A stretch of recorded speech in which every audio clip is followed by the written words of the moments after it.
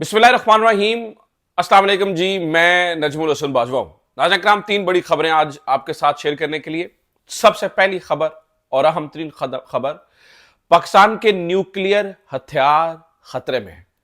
ये सुनकर बड़ा अजीब भी लगता है और एग्जैजरेटेड बात भी लगती है, लेकिन ये बात दुरुस्त है। अंदर खाते तैयारी शुरू हो चुकी है। मॉडर्न डिप्लोमेसी में छपने वाला डॉक्टर जूलियन का आर्टिकल इसके बारे में क्या बताता है, किस किस का गठजोड़ हो चुका है और कौन पाकिस्तान के ऊपर हमला करने के लिए तैयार बैठा है, इसके ऊपर बात करेंगे। कुछ चीजें तफसीलन आपके सामने गोशगुजार करूंगा। नंबर 2, ऐसी सूरत हाल में जब पाकिस्तान पे खतरात के बादल हैं और इस बात का पाकिस्तान के खुफिया इदारों को भी अंदाजा है, ऐसे में नाज़रीन किराम, इजराइल को तस्लीम करने के हवाले से कुछ चीज़ें पाकिस्तान में खामोशी से होना शुरू हो चुकी हैं। उसकी कुछ मिसालें आपके सामने रखूंगा। और नंबर 3, नाज़रीन किराम, इमरान खान ने नई तहरीक का ऐलान कर दिया है। 10 मुहर्रम के बाद दमादम मस्त कलंदर करने का ऐलान कर दिया गया है। इमरान खान ने इनफ की कॉल दे दी है। तो ये सारे मामलात में, ये सारी चीज़ों में क्या हो रहा है, मैं आपके सामने रख देता हूँ। देखिए नाज़रीन किराम, सबसे पहले ज़रा पाकिस्तान के न्यूक्लियर हथियारों की बात कर लेते हैं।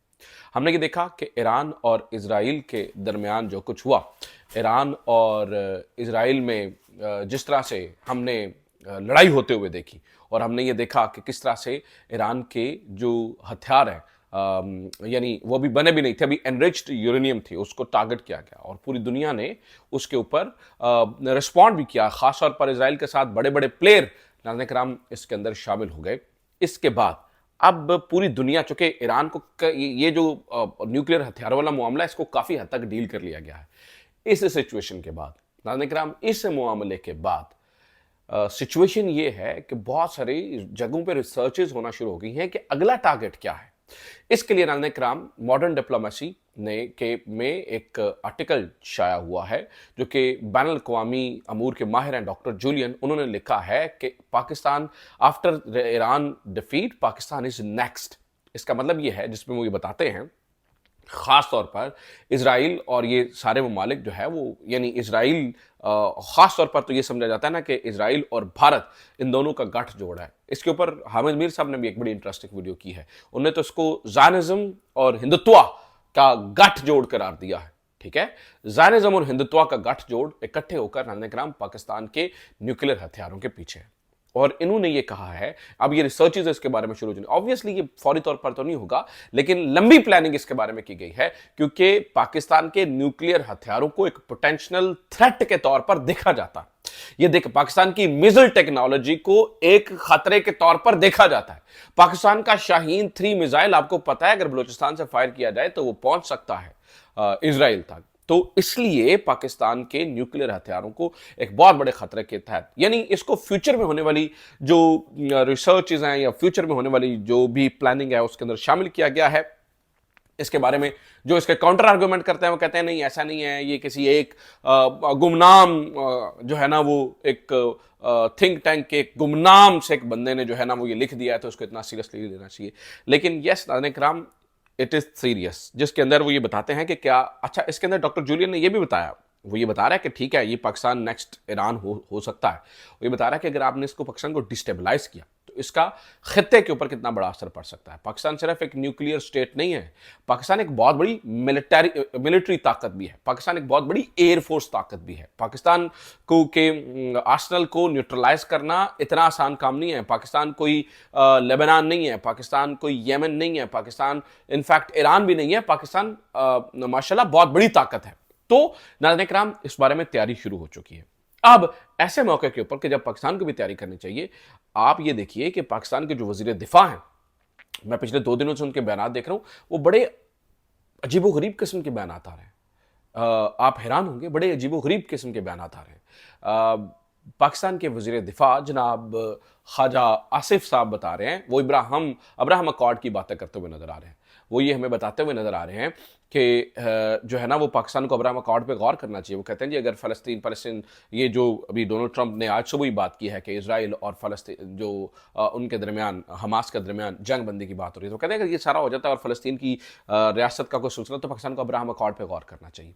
ना सिर्फ उन्होंने कल कहा, ये इससे पहले भी एक प्रोग्राम के अंदर हमारे वज़ीर दिफा ने ये कहा कि अब्राहम अकॉर्ड के अंदर पाकिस्तान एक प्लेयर की हैसियत रखेगा, यानी कि हम चुप करके खामोश तमाशाई नहीं बनेंगे। What does it mean? What does it mean? नाज़रीन किराम, कहीं ना कहीं लग ये रहा है, पता ये चल रहा है, मामलात ये चल रहे हैं, नजर ये आ रहा है कि कहीं ना कहीं शायद ख्वाजा आसिफ साहब ज़ेन साजी करते हुए नजर आ रहे हैं। वो ये बताते हुए नजर आ रहे हैं कि भाई शायद हम इस तरफ जा रहे हैं। वो ये अल्फाज जरूर कहते हैं कि भाई हम अपने इंटरेस्ट को देखेंगे, अपनी चीज़ों को देखेंगे, लेकिन एट मीन टाइम नज़र ये आता है कि जब हमारे ऊपर खतरात के बादल मंडरा रहे हैं और खत्ते में इस तरह की सूरत हाल पैदा होने जा रही है, ऐसे में ख्वाजा आसिफ साहब इस डायरेक्शन में, और ख्वाजा आसिफ साहब वज़ीर दिफा हैं, मेरे ख्याल से वो एक बड़ी की पोजीशन के ऊपर है, तो नज़र आता है कि वो क्या बात कर रहे हैं और वो एवं हवा में तीर नहीं मार रहे हैं, बेवकूफ़ी वाली बात नहीं कर रहे हैं। नजर आता है कि गवर्नमेंट ये फैसला कर चुकी है कि इसके ऊपर उन्हें कुछ ना कुछ करना है। तो अब पाकिस्तान का ये फैसला कैसे, मतलब आप खुद अंदाजा लगा लीजिए कि किस तरफ जा सकता है ऐसे मौके के अंदर कि जब पाकिस्तान के ऊपर खतरात के बादल जो है वो मंडरा रहे हैं। तो ये भी हो रहा है। तीसरी खबर नाज़रीन किराम इमरान खान के बारे में। I will make it very quick, छोटी सी वीडियो बनाऊंगा ताकि ड्रैग ना और इंफॉर्मेशन जो है वो आपका तक पहुंचे। तीसरी खबर नाज़रीन किराम इमरान खान के बारे में। इमरान खान ने मुहर्रम के बाद दमादम मस्त कलंदर का ऐलान करना शुरू कर दिया है। 10 मुहर्रम के बाद नाज़रीन किराम पाकिस्तान के अंदर एक तहरीक शुरू होने जा रही है। ऑब्वियसली उसमें मैं को पाकिस्तान तहरीक इंसाफ बतौर पार्टी से को बहुत मुतमईन नहीं हूँ। मैं बतौर पार्टी इनसे कोई बहुत ज़्यादा सेटिस्फाइड नहीं हूँ। मुझे नहीं लगता कि ये बतौर जमात को बहुत बड़ा काम कर सकते हैं, ठीक है, क्योंकि इन्होंने इमरान खान से बहुत सारे लोगों ने धोखेबाजी की है। इमरान खान के साथ आवाम खड़ी है लेकिन जमात नहीं खड़ी है, मैं आपको बता दूं। तो इमरान खान को का मसला ये हुआ है, देखिए इस वक्त उनको सॉलिटरी कन्फाइनमेंट में रखा गया है, बिल्कुल अलग थलग रखा गया है। 22 घंटे उनको सिर्फ अपनी जो है वो सेल में गुजारने के लिए कहा जाता है, जहां पर उन्हें नई किताबें भी नहीं दी जा रही हैं, ठीक है।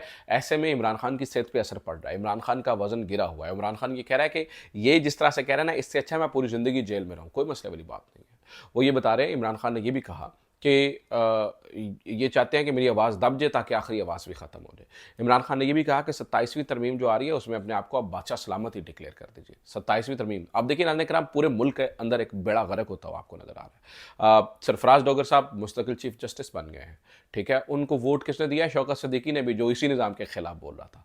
तो पता चला ये सब कुछ ज़ाती मफादात के गिर्द जो है वो घूमता नज़र आ रहा है। आज़ाद जजेस का रास्ता रोका जा रहा है, आज़ाद अदलिया बिल्कुल ख़त्म हो चुकी है। कंट्रोल्ड जजेस हैं, कंट्रोल्ड अदलिया है, हर चीज़ वही होती है जो ऊपर से इशारा होता है। एक जस्टिस मुनीर को होते थे, यहाँ पर सैकड़ों जस्टिस मुनीर जो है वो पैदा हो चुके हैं। तो हालात पाकिस्तान में ऐसे हैं कि अब सब ऊपर इशारा, इंक्लूडिंग नाब आप ये देखिए कि ख्वाजा आसिफ साहब हों या मुख्तलिफ इस तरह के लोग हों, वो या रना सनाउल्लाह साहब हों, वो कहते हैं जी पाकिस्तान में वो कोई आइनी जमहूरियत नहीं है। वो कहते हैं जी एक डिफरेंट ताल्लुक है, मिलिट्री इस्टेब्लिशमेंट का एक किरदार है इसमें, जबकि हमारे DGI साहब कहते हैं कि हमें सियासत में ना घसीटा जाए। तो नाज़रीन, हमारा वज़ीर दिफा कहता है कि ये आइडियल ताल्लुक है, डिफरेंट ताल्लुक है, ये कोई आइनी जमहूरियत नहीं है, मिलिट्री इस्टेब्लिशमेंट का किरदार है बीच में, और हमारे DGI साहब कोई और हमें कहानी सुनाते हुए नजर आते हैं। तो ये नाज़रीन किराम अब तक का मुद्दा है, ये अब तक की कहानी है। उम्मीद करता हूँ ये वीडियो आपके लिए इन्फॉर्मेटिव रही होगी। अब